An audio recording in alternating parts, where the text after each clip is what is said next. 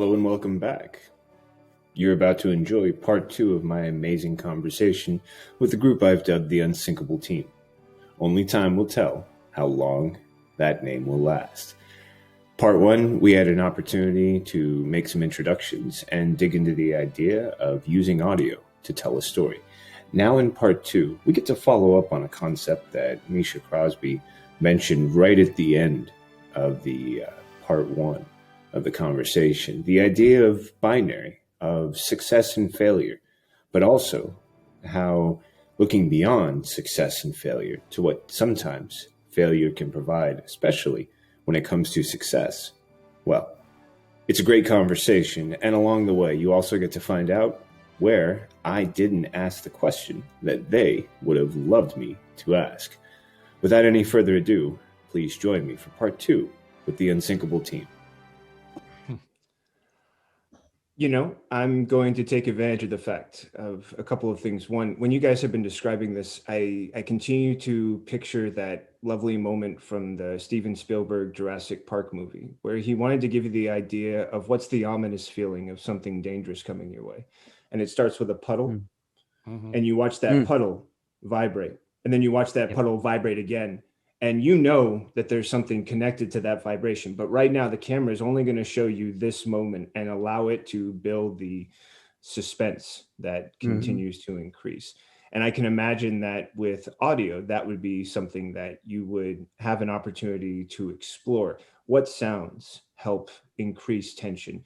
What sounds add to the experience that can direct the mind's eye to understand what's occurring and to activate it using the emotions? We all know when we hear certain sounds, they are triggers for us. They let us know that something comforting is coming. If it's the ice cream truck, if you're a kid, that's the reason you grab your money and you run outside, because there's treats on the way.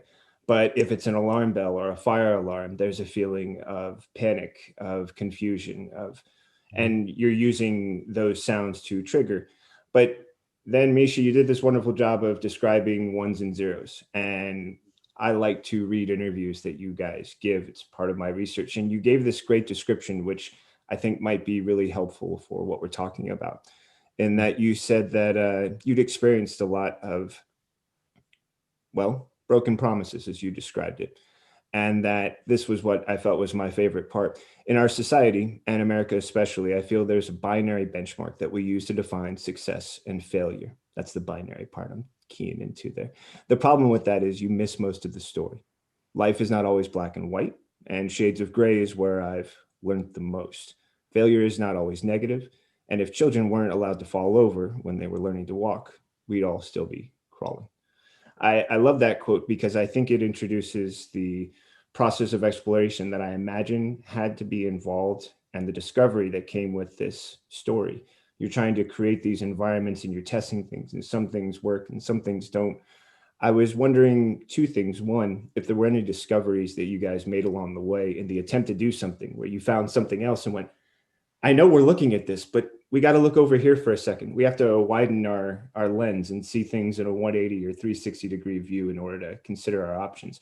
And then two, I was curious if any opportunities came from the fact that both you and Andrew chime in wherever, had both worked on independent film projects previously, and that you had learned sort of potentially how to make things work, even when you didn't have the resources, or when an independent project simply has to get done, no matter what other extenuating circumstances might be in the way. So I know that's a long-winded description that has many pieces involved, and you're welcome to unpack it any way you want. Anyone else is welcome to enjoy. But that was something that really stuck with me, and I wanted to bring it to the forefront. Well, I can give an example of that, if you like. A short film that I did, in fact, the one Misha's in, I had written a scene where you cut back to a hospital bed, and you discover that someone's been in a coma for a long time, and there's been a road accident and all this sort of stuff. And so I wrote the scene when we were going to have to film, find a hospital room set and put someone in it and record it all with all the equipment. And it was the director, I think, who just said, we don't need any of that. All we need is the beep, beep, beep of the monitor. I was going to say something very similar. I was going to say that the most powerful sound in audio is silence. and that less is often more for that reason. Yeah, in fact, that's exactly right. And there's going to be a moment of silence in episode 10, I think 9 or 10, where she's in the middle of a huge storm, the tanker, and she's approached by a wave so big that it cuts out the wind. That's exactly the bit I was thinking of. Yeah, and for the first time, you will hear just their breathing, and they're not shouting anymore. And it's like, where's the wind gone? Oh, it's that. And that's going to, and then she's going to be hit by this wave. And so that's an example, as you say, less as more of a moment of silence. And there's a leaf motif I try and put in everything that it's a little signature of mine. I was doing a play in London, The Secret of Sherlock Holmes, and I suggested to the amazing director Robin Herford a moment in a moment of quiet, that you just hear a teacup being stirred with a spoon. It's that moment of just ching, ching, ching, ching, ching, ching, ching, to bring everything down. And I've put it in a couple of places, and there's a wonderful moment actually in a movie called A Bridge Too Far, where that's used, when the intelligence guy shows pictures of German tanks, which shouldn't be there. And so that's going to be a moment, and you'll just have to listen out for it. I'm not going to tell you where. But and Seth, and continuing even from what John said there, and we these moments that have been in some cases preconceived and right there, scene description, black and white, know it's going to work, and the majority of times they do. And then sometimes you can use a foundation of something to build upon it, and something better will come out. You might think something's going to be better and it's absolutely just not working at all, but that's okay. Again, like it's okay to try something and go down a rabbit hole and realize that it doesn't lead to anywhere, but at least you've tried it.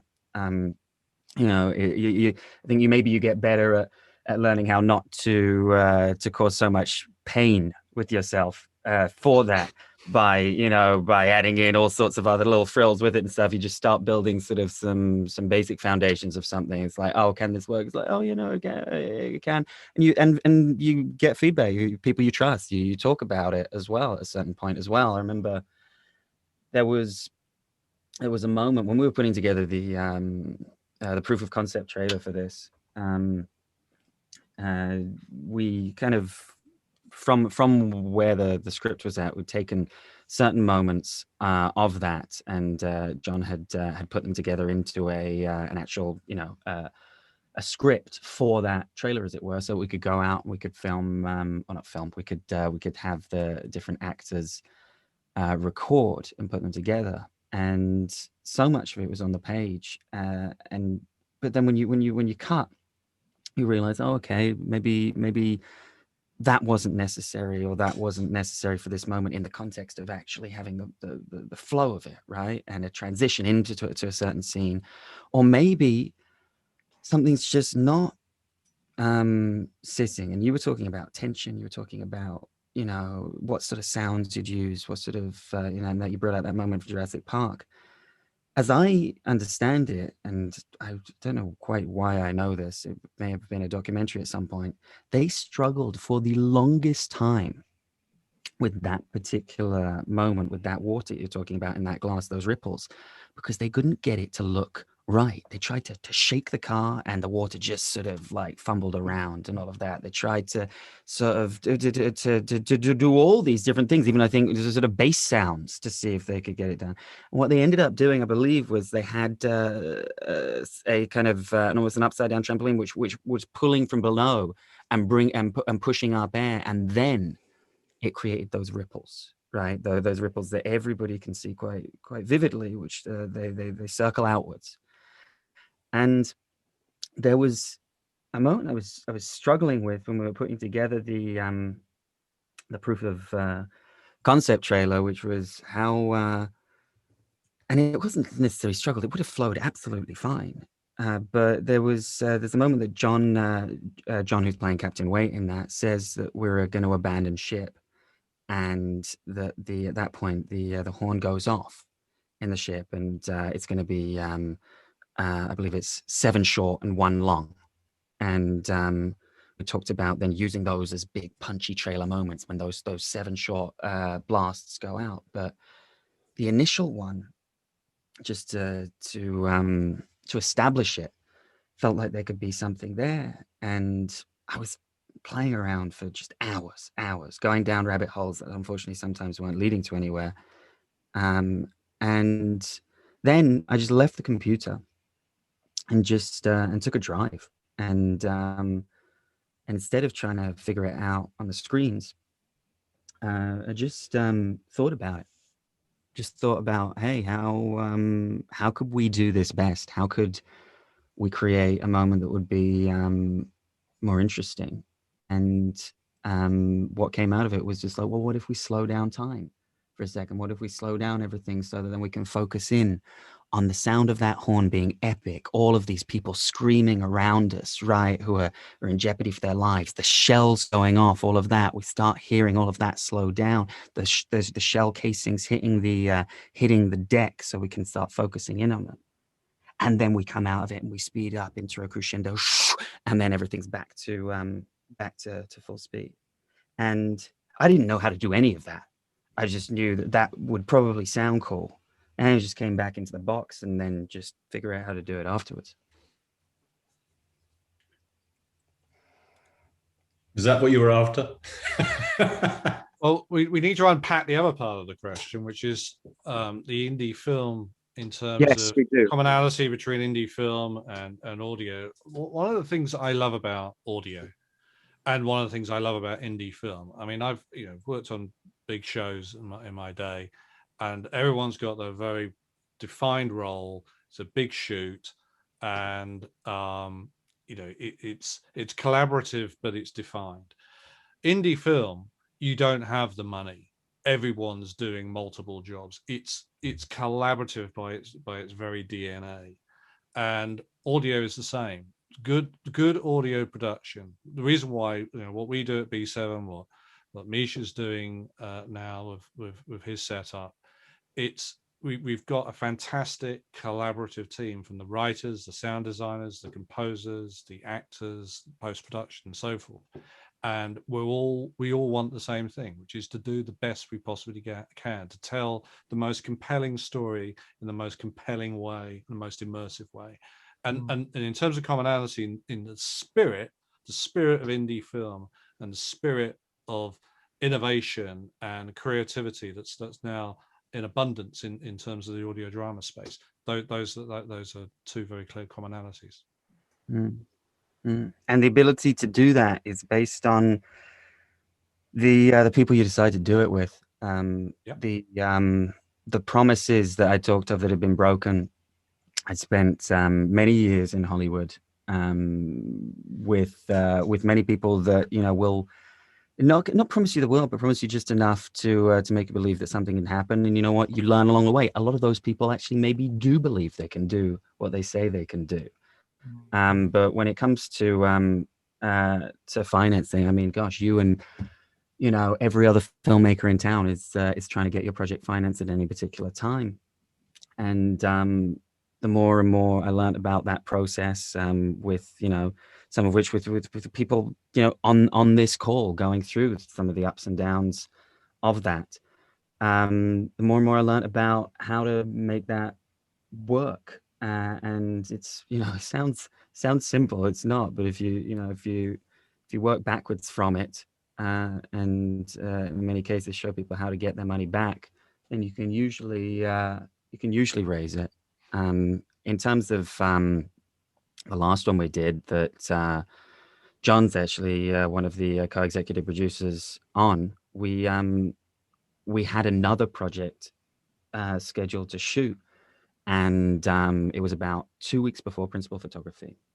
We'd been financed. It was still, a relatively low budget. We're talking just in and around that 1-2 range.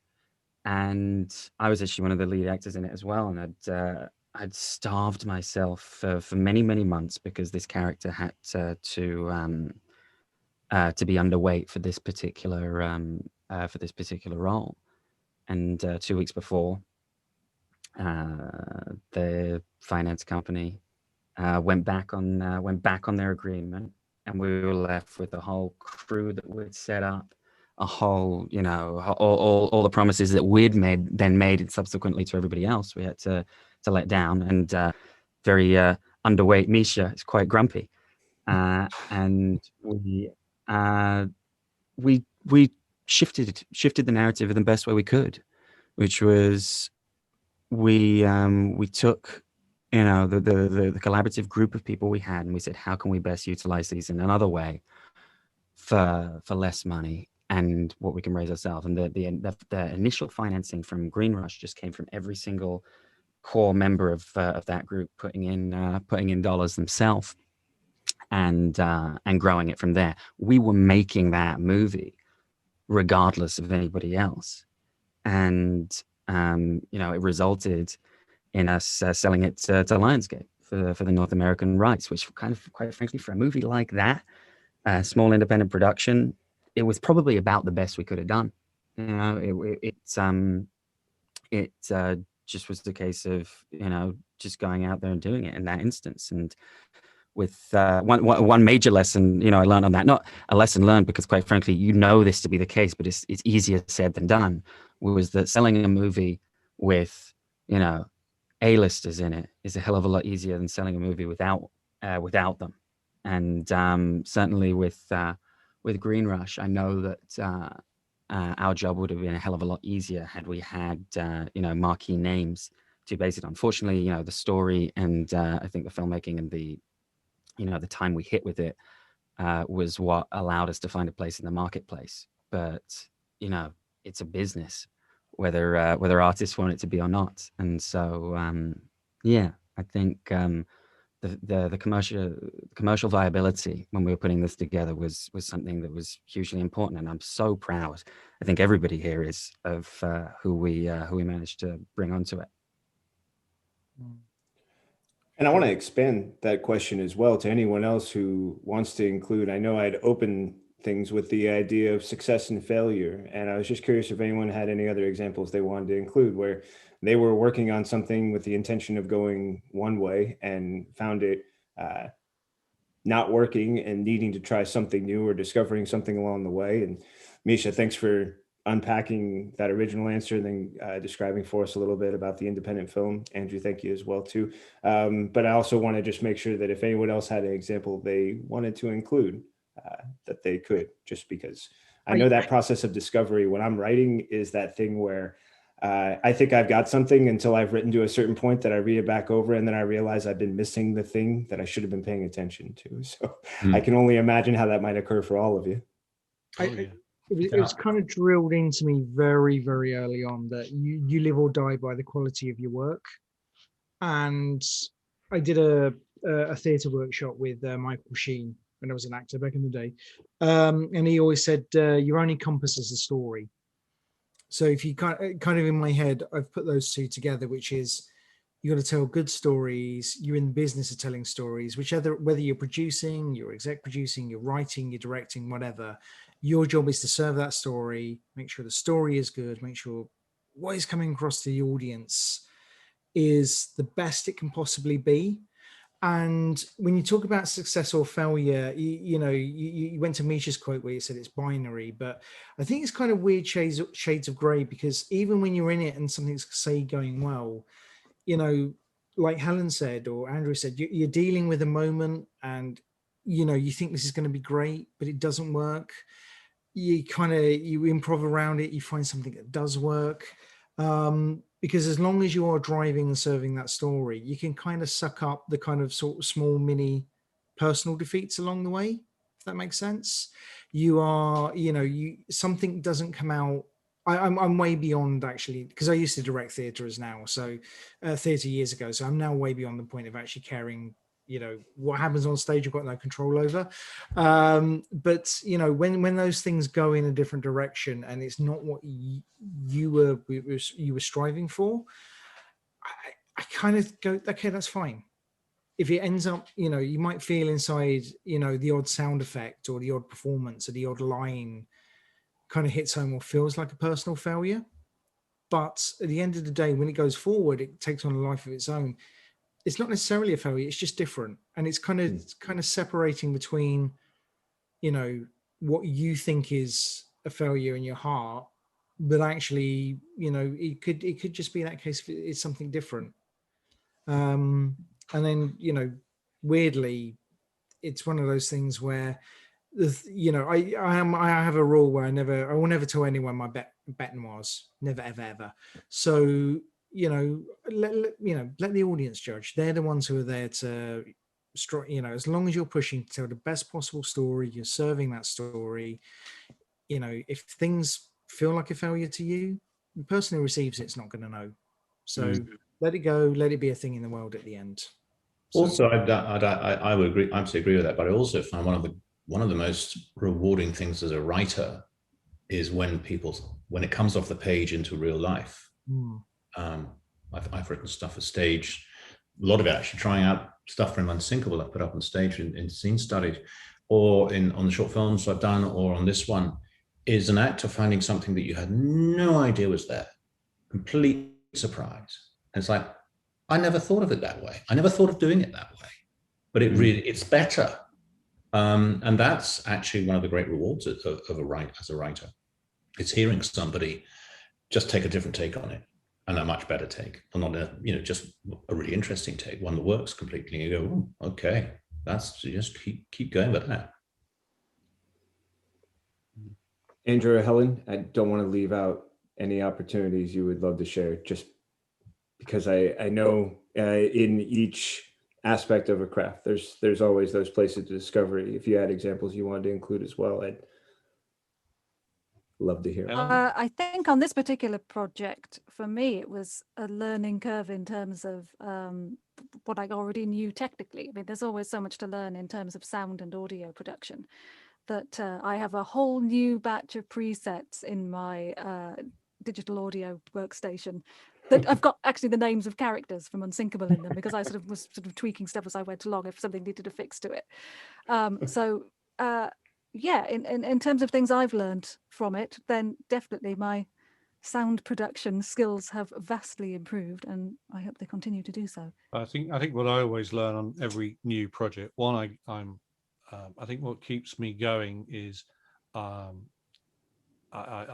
nervous about everything that I do. I'm a perfectionist by nature, infuriatingly so. And it's true, you're only as good as your last project. And I think that Unsinkable, the myriad of other projects that we've actually done, once you've done it and you put it out into the wild, as Jack would say, and then you cross your fingers.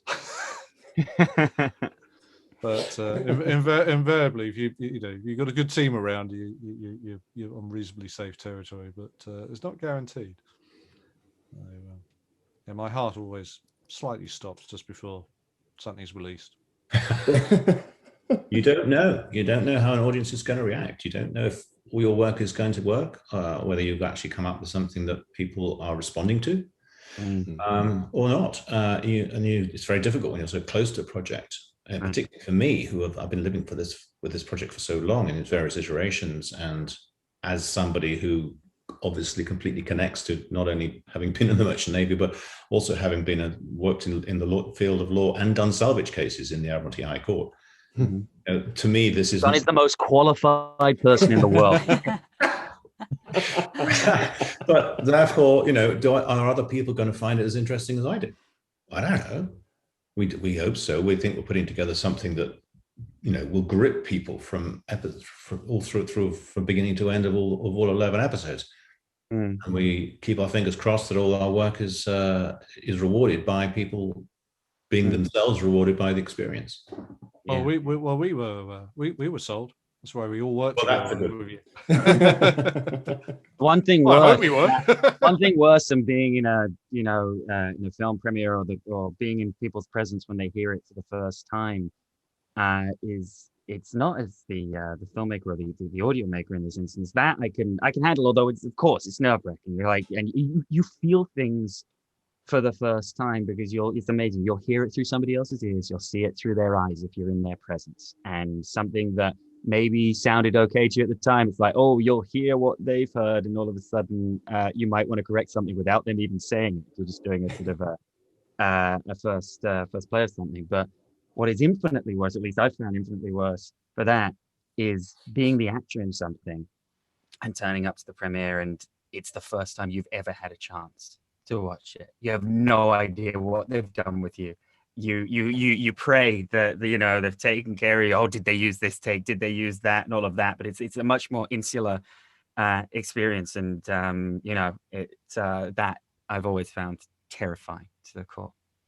Well, I mean, not name dropping, but when we did a show with Derek Jacobi, we did the March 2 Chronicles, and he did the interview with DPK afterwards, and he was one quote, and it was very generous of him, but at the same time, it's very true. And he said, as an actor, you have to trust your director.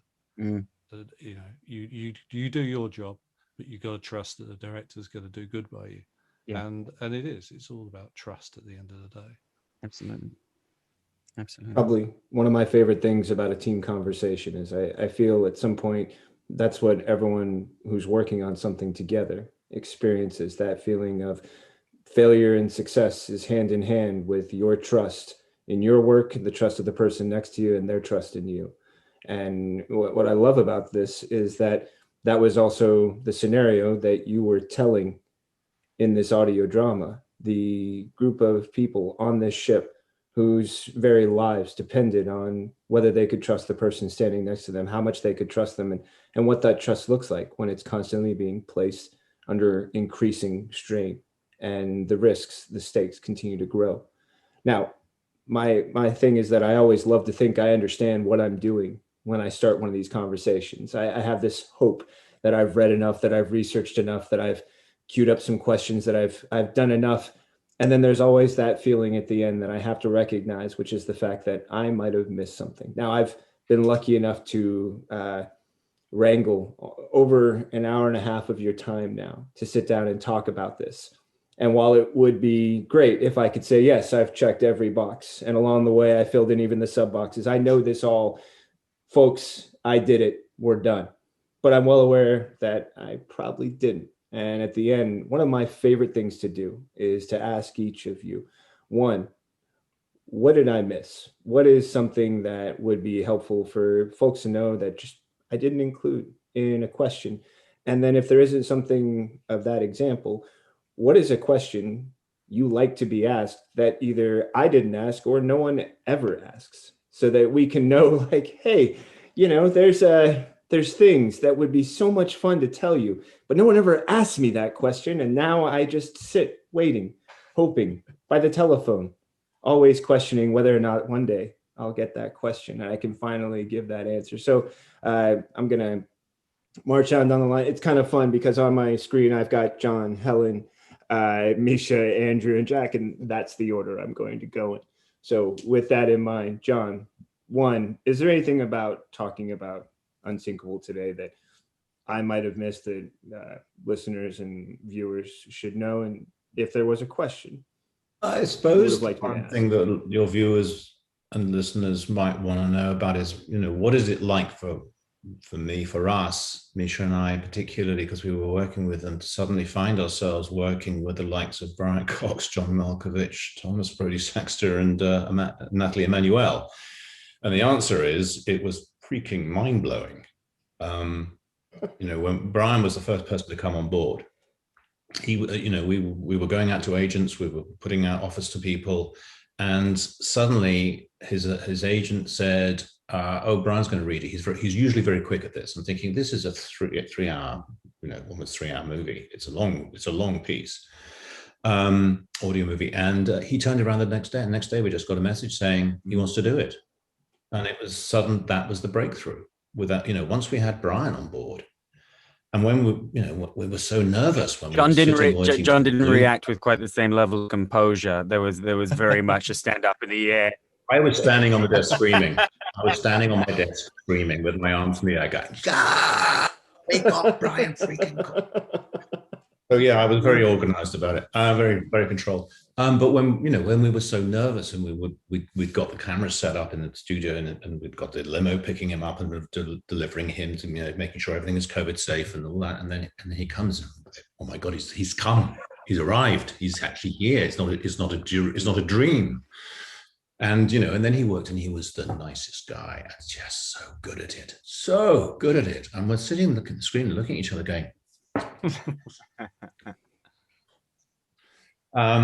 and then with John Malkovich, we were even more nervous. I mean, we kind of, okay, we got Brian Cox, but then it was John Malkovich. He's an odd character. He certainly portrays odd characters, and it's like, what will he be like? And he was the gentlest soul. He was so polite. He called me sir. He took direction beautifully.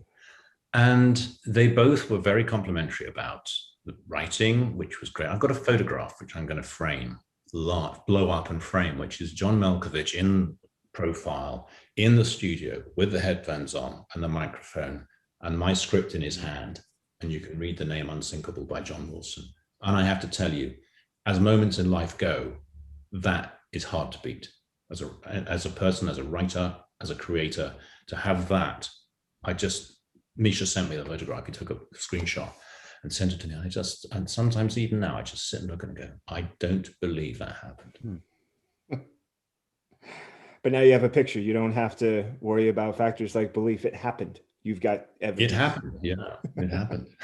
So that's a question I think that, and others have asked me, what's it like working with them? What was it like? And that was what it was like. Wonderful.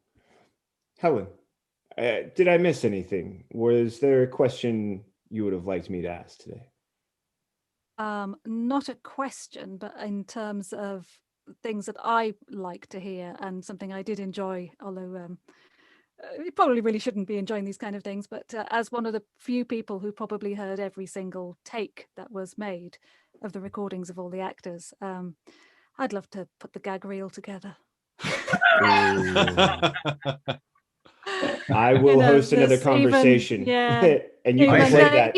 Even the best of the best get things wrong, and there's a muttered swear word or something under the breath there. So, I think we should do that. It's an excellent idea. Yeah. There was one moment with there's a moment with John Malkovich in particular which really made me laugh, which was I think it was he was questioning the pronunciation of a word that is quite common in Britain, and it did make me laugh. Hearing him repeating it back and forth to Misha and John and going, is it this? Is it this? I'm saying, stop saying that word. Does this begin with B and end in G? No, it was the one. Oh, different one. A different one, yeah. No. Now everyone's trying to work out what that word was. Right. I'll tell you afterwards. Fair enough. Sorry for the interruption. For some reason, my dog immediately decided to bark at that moment. So if you hear any barking dog in the background, I've just had to laugh at myself. Like, come on, guys. I gave you all the environments you could have to keep this quiet. We're in the final stretch here. Just help me out a little bit longer. I didn't actually hear it. Oh, wonderful. Okay, then you know what, guys? You're fine. No one can hear you. Zoom has a good way of cutting it out. I'm very pleased with that. Up until now, I'd been crossing fingers underneath, like, come on, guys, come on. It's the middle of the day. I know I'm asking a lot. You're doing great. Helen, thank you for including it. I really appreciate it. And I do want that gag reel. I will Venmo. I will negotiate. No, I think actually you should probably just get it released out there as soon as possible. It's probably going to be a number one on the charts, and it would be fun, if nothing else, to play it for all of us and then have us come back and say, so who wants to start first? Because we all heard you, and all you can do now is either explain or let us, enjoy what we heard and take it at face value. But I do love the idea of a gag reel. Thanks for including. We'll call it Unsinkable. Oh, nice. Ooh. That is literally my favorite joke at the moment. How do you think the unthinkable? With an iceberg. With an iceberg. Oh dear. The unsinkable, unthinkable. I like it. I really Thank you and good night. Here all week. Yeah. Helen apparently does comedy. Say good night, I Gracie. don't. That's the problem. Misha, out of curiosity, did I miss something in your eyes? Did I not ask a question you would have loved to have heard and then answered? It would have been interesting to touch upon the different attire that people have been wearing through COVID. I, for one, I think have had given all of the people on these Zoom feeds a rendition of a certain dressing gown, and it's been quite wonderful to be able to come in to an office and not have to wear any clothes that would be appropriate outside. Yeah, don't forget the chest hairs. Yeah, no, they do get a trim every once in a while. Yeah, this is the thing. Andrew knows it so well at this point. He knows what level of chest hair there is depending on the day of the week. But it's one of those things that we've all been able to change our habits over this year, and that's one of them. So I have to now. So you're saying that the gown is in some way shaped in such that you then manicure the chest hairs to appropriately. I brought this up. I've brought this upon myself entirely. So I simply can't not. I mean, I can't ignore it, but everyone's images going. People are painting now. Yeah. I have a certain dressing gown from Marks and Spencer's that has served me well for many years, and depending on the day or the temperature in LA, quite frankly, there may or may not be extra clothing. At this rate, I might outlive Marks and Spencer's as a brand. So Oh wow! You know what? I'll have to buy another one before they go under if that's the case. Just think of Sherlock Holmes' smoking gown. It's not that. And Andrew, is there a question? Is there something I might have missed? And two, is there a question you would have liked asked that you haven't answered? I don't know if it's a question so much, but I think it's I think what this show represents, and in particular for John, is that John had a dream. He had an ambition to tell a story and get his story told, and he's written it in different iterations. And through happy chance, he met with Misha and Jack, and it's become a reality, and it's exceeded, I think, any of John's expectations in terms of both the ambition of it, the cast we've managed to gather, and the collective talents of all the people gathered here and those who are not here. And I think what it represents is just a message to anyone. If you've got an ambition and you've got a desire, you've got a story to tell, don't give up.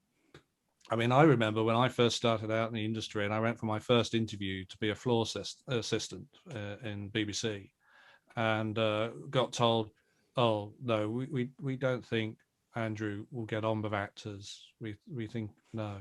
And I went away. I was angry. I mean, I've directed or produced hundreds of hours worth of television and film and audio drama. I didn't give up. It was a red rag to a bull. So I think if there's one thing to take away is that John, through his tenacity and his belief and also just the knowledge of the story, no one knows this story better than John, and his passion for it, and that was infectious, and that got us all on board, and that's why Unsinkable is a reality now. Thank you. Wonderful. If I could just jump before Jack. Yeah. John, please. Yeah, I'm passionate about this story.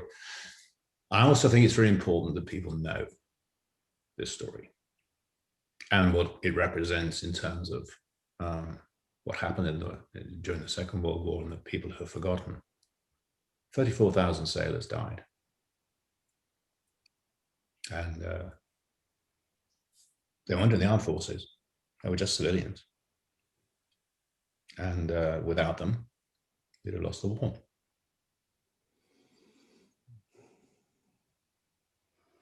Probably one of the harder things to grasp, not only that number, but also the choice made by so many, and a sacrifice. And also, I think important to keep in mind that I think I was reading recently that we've just had the 80th anniversary of the, and that there's a poignancy that goes with that understanding, that history, that you're telling this story now at a point when, after so many decades, things can be forgotten, but that 80 years later, this is a story that continues to live because of the importance you saw in it, the importance you believed in to writing it, and then the importance the others shared when it came to bringing it to life and making it available for audiences to rediscover and perhaps give new life to a piece of history that otherwise could have been forgotten.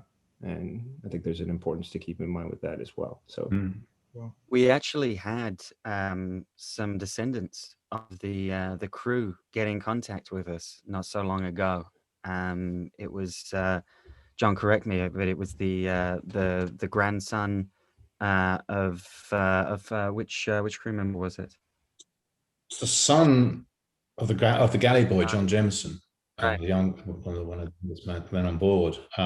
Yeah, their two brothers got in touch. They'd heard an interview on Scottish radio by one of the cast was doing an interview, and he mentioned this story. And they individually emailed both of us, and they were very enthusiastic about it.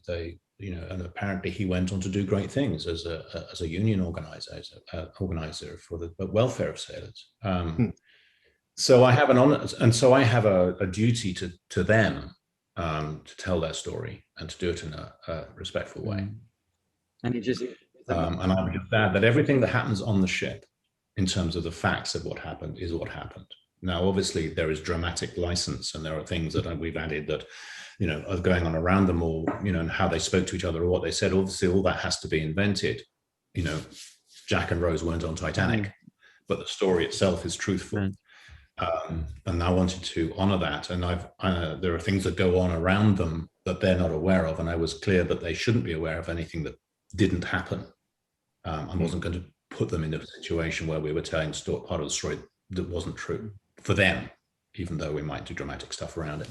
And even just the context of it, the moment of having, that connection come round full circle to us as well. It was just quite a moment, and in testament to what you were saying, Seth. This history, it then has a linear direction straight back to people that it actually touched firsthand, and there will be many more. I am sure as we put it out there more, and I think we're incredibly excited to be able to. Thank you for including that, John. Jack, also, what did I miss? And is there a question you would have liked me to ask today? No, I mean, I think one of the nice things that this project sort of represents in our own kind of group here is that I firmly believe now, particularly, I think we spoke last time about my work with people like Fred Greenhalgh and Dagaz Media and stuff like that, that this kind of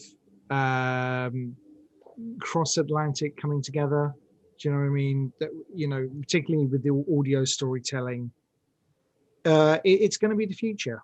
It's going to be the thing that needs to happen for both the UK and the US. And I'm just, I'm not only really proud of the fact that, John has written a very personal and beautiful and very moving story about real life events, but it's just the sort of serendipity of the way that the whole team has slotted together in that ethos of being, the best of US talent, the best of UK talent, to tell that story in a medium which is kind of very new and nascent to the US. But we have great traditions here in the UK, so for radio and audio storytelling. So in a weird way, even though as much as San Dimitro reaches back to that valiant story 80 years ago in the past, there's a little bit of the way everyone who's been part of this team, I think in some ways is building a little bit of the future of storytelling, particularly in the audio sphere. So there's a little bit of past, present, and future, I think, all within this piece. And I think that's a beautiful, gorgeous thing to hold on to, particularly when you hear it. Nice, man. It's hard to follow that, man. It's really hard to follow that. I was all about following John with his beautiful monologue, so it was like, it's fine. Yeah, you guys are putting me through my paces and a bit more than that. I'm doing my best to keep up, but sometimes when I'm listening to what you guys are saying, I'm thinking to myself, all right, how do I not sound like an idiot after they've just spoken so beautifully? And that goes for everyone here. I mean, what I love about this, and I'm gonna, give you everyone a chance to follow where you guys are. But my purpose behind this is there are names, there are big names who draw a lot of attention. And I love that there can be that sort of excitement and emotion that goes with those names. But there are the people who actually build the structure of the thing, who actually go about designing it and executing it. And when Jack gave me the opportunity to speak with you all, that's what excited me. I'm a writer who loves my craft no matter what it pays me, no matter what I'm recognized for. And there's also a sort of joy of recognizing where I get to be in that position. And it's a fun experience to know, because if I was a writer who wanted to be an actor, I'd put myself in front of a screen somewhere. But I love sitting back here and enjoying this great discussion with so many people. What you guys have done for me is, and I think for everyone listening, is talk about a project where it's easy to think about who the actors and performers are, and luminous names like John Malkovich, Brian Cox. But to understand the craft and the process is actually my thrill. It's where I get to show people this is how it actually got done. This is the person who wrote the script and the words that they're now reading. This is the person who took all of that dialogue and put it together, stitched it in stop motion fashion, no less, and made it sound seamless. These are two independent filmmakers who understand what it's like to work with so little, to collaborate so much, and then also to turn around and when the opportunity to do more with more, it's almost like, well, okay, how far do you want me to go? Because pretty much I'm the gas and you're the brakes. And then to have Jack, who's introduced me to you all, it's a gift. It's one that I know any other craftsperson, anyone who loves their trade the way you all do and sees themselves at some point following your footsteps, can hear this and say, so that's one of the ways they got it done. That's a path forward for me. These are the things I can look forward to striving towards day after day as part of my craft. And I want to thank you all for sharing that gift. Your insights, your explanations, your expositions have provided for everyone here the chance to enjoy that, because Jack, you've pointed to something that others are recognizing and you've all described in some way, which is how this was achieved without the need for one space where all could gather, how this was achieved across oceans, how this was,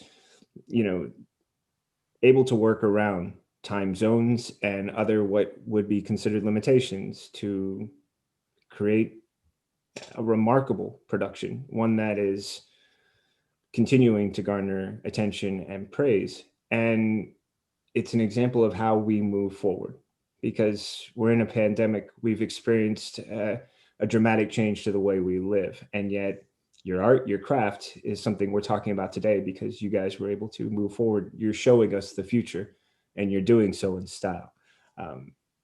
That was a lot of talking on my part, but for the most part, it was an attempt to also wrap up what has been an amazing 2-hour conversation. I'm sure everyone needs to either stretch or use the bathroom or get food or whatever else it might be. So one, thank you all for taking the time to share those insights, to giving so much of your time. And if I could just give you all each an opportunity to tell us if you're working on something else, or if anyone who's listening is going, you're doing what I want to do, and I just would love to, I don't know, follow you on social media, maybe follow up and ask you questions, maybe start a conversation. One of the great things is the chance to do that. So if that's something that you're open to, one, if you can just tell us each what your next project might be, and also if there's so that people can look forward to whatever it is that you're doing next. And also, if there's any social media platforms or forms of communication you like to use to engage with anyone who would love to follow up with you. I'm going to reverse the order this time. I'm going to go to Jack and then work my way on back. Jack. Sure. Like I think I said this before, but if anyone wants to know more, they're starting out, they want to get into audio drama or just want to know more about it, go to my website, jackbowman.net. There's a contact form.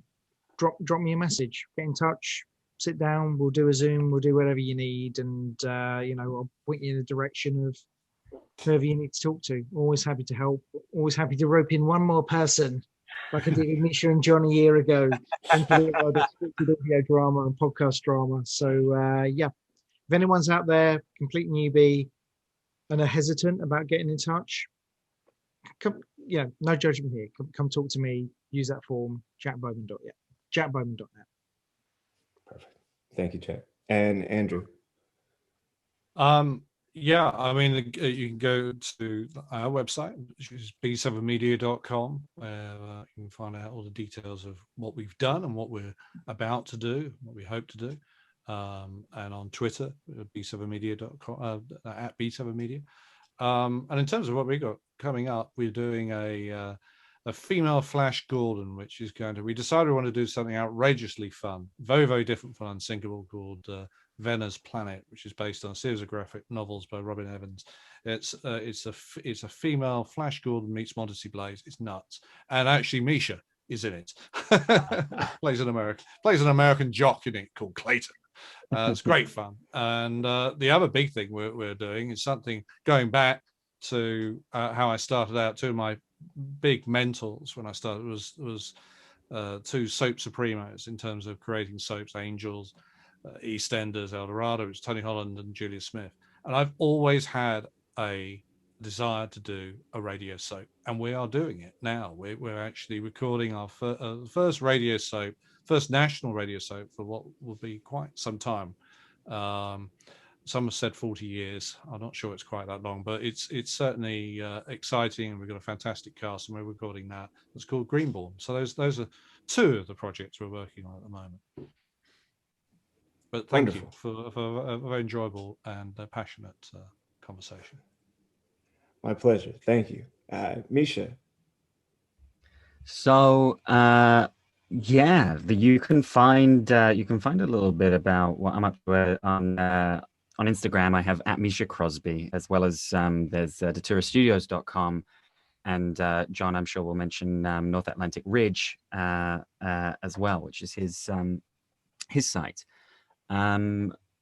The coming up, in addition to what Andrew had mentioned, which is Venner's Planet, which couldn't be more polar opposite in terms of energy. It's very light-hearted, and it's a lot of fun.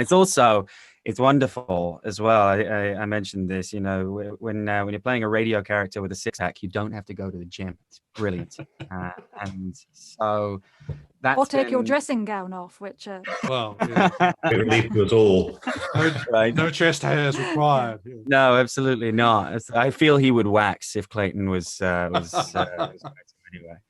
But there's also this institute that have had a few different things in development. There's something there that is would love to say, but not quite ready to talk about. But there is a project called American Roulette, which is about one of the first black millionaires in Houston, Texas, in the 60s, a man called Mr. R.C. Jones, and his rise and fall of the American dream, or as he likes to call it, the game of American Roulette that he's had to play. And that is going to be going out there over this year, and we'll see about putting in a pre-production schedule perhaps later in the year. Lovely. Thank you. Helen, one, is there any upcoming projects, and two, how can folks find you? My upcoming projects a lot of them are tied to Andrew's upcoming projects. So Greenbourne and Venner's Planet. So what can I say now? We also do audiobooks. So I tend to oversee some of those. We've got a couple coming out for that. Marriage Bureau came out last week, which I did the audiobook for. So I do some narrating and voiceover work as well. One of the books still in production, which got parked to take on Unsinkable, was Misha's project, A Game for Gentlemen, which I'm hoping to finish now that I'm finished Unsinkable. I do promo production, radio promo production, been doing that for the BBC and other clients. And initially my audio career started by being radio presenter and a voiceover artist, which is why my Twitter handle is @HQ Voice. So you can find me on there, and everything else you can find that I'm doing is on the B7 site as well. Wonderful. Thank you. And John? Yeah, I can be found. My name, John Mawson. You can find me using that on Twitter and on Insta. I've got a website, johnmawson.com, which is really more of an acting website with stuff, because I do all of that. And northatlanticridge.com is my production website, where you can see stuff that we've made, stuff that I've written that looking to get made. In terms of upcoming, I'm currently a recurring guest star on the Mindy Kaling show, Never Have I Ever, season 2, which is filming at the moment. I did episode 1 before Christmas, and I'm filming episode 6 in a couple of weeks. So when that comes out on Netflix, you better see my lovely mug on that playing a different role. I won't say. You mentioned something about, what to say to people who want to do this. It sounds like a horrible cliche that if you want to write. All I can say is that if this is the most ambitious thing that I have certainly ever had getting made, I have written it many times. And if it's good, it's because I've gone through so many iterations. I've gone over it and over and over it in my mind. I've written different versions. I know it backwards and forwards, and it's been improved and improved and improved because of the input of Misha and Andrew and Jack. All of that, it builds quality, and it's, as Jack said, it's in the writing. If it's good, you've got a much better chance of having something done. And the other thing I would say is just make shit. Just make it. You want to make a short film? It's the camera, the iPhone is plenty good enough. Just make it. You've written something, like 5 minutes, make it. Just get some mates together and make it. Might not be great, might be fantastic. And you'll learn, but you will learn doing it, and you'll enjoy it, and it's fun. It really annoys me when actor friends say, "Oh, I haven't got a reel. I've got to get my reel together." It's like, just make it. It's so easy. So that the resources today are better than they have ever been. Like before, trying to get a 35mm camera maybe was your only option. Now it's wonderful, the technology at people's disposal, I think. Yeah. So I would just say make shit. Just make shit and write. But make sure it's not too shit. If it is shit, don't show it to anybody. If you show it to your friends and they go, "Well, it's all right," then you know it's terrible. Well, as you said, you've written it many times, which is my favorite thing to hear, how many times it takes to get something right. I have a classmate who recently, she got a lot of attention. There's a book called The Henna Tattoo Artist, or the Henna Artist. And I can't remember who it is now. Reese Witherspoon Book Club. Her name's Alka Yoshi. And we were talking recently because we want to do a conversation about hers. And she said, I love going to talk to people and explaining to them that what they're reading is my 43rd draft of the entire book. And that's not something everyone really gets. But, it's the first thing I like to point out to them when they ask me, what is it that, they should know about my book? She starts out with, I've written this 43 times, and that's why it's that good. And, any mistakes you're catching, well, hey, I've written it 43 times. I caught as many mistakes as I could. Maybe on another edition, I'll catch more. But the idea is I worked at it. And what you just described there is if you want to do any of these things, if you want to be involved in any of the roles that might be attached to audio drama or whatever your passion is, you have to work at it. You simply have to do that. I will say, though, it sounds like if you work at it, there is that chance you can meet like minds. You can collaborate with other hardworking professionals, and you can be part of a team, potentially one as successful as the Unsinkable team has demonstrated today. Thank you all for an amazing conversation, for 2 hours out of your day that it feels like a wonderful donation from really the best of folk. So thank you. Thank you, Seth. It's been great fun. It's been nice for us to just be able to sit and chat over it ourselves, because we've not really had a chance to do it in this way, in this format, and to really get each other's input in the way that you've drawn out of us. That's been great fun. That's my favorite thing about interviewing people. I love asking questions, getting answers, and discovering more questions to ask along the way. And your answers have been pure gold. I might be tempted to auction off this recording at some point, simply because of the value I find within it. With that, I'm going to stop recording and allow us to go ahead and close things off air. But with that, everyone, you've had the pleasure of listening to John Mawson, Helen Quigley, Misha Crosby, Andrew Mark Sewell, and Jack Bowman, all part of the Unsinkable team, and if I'm lucky, all returning guests for a future conversation. Thank you all. Bye now. Thank you. Cheers. And that brings us to the end of the Unsinkable team interview. I'd like to once again thank Helen Quigley, John Mawson, Misha Crosby, Andrew Mark Sewell, and Jack Bowman for joining me, explaining so much of what I didn't know about audio drama and what I can look forward to with the Unsinkable. I also know that there is a strong chance some of those voices and faces that you got to meet in this conversation will be back, and hopefully very soon. How can I know this? Let's just call it instinct, or maybe I've had a glimpse into the future.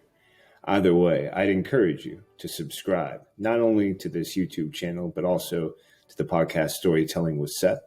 Generally, my interviews show up on the podcast first, and then here, when they do, in the form of video.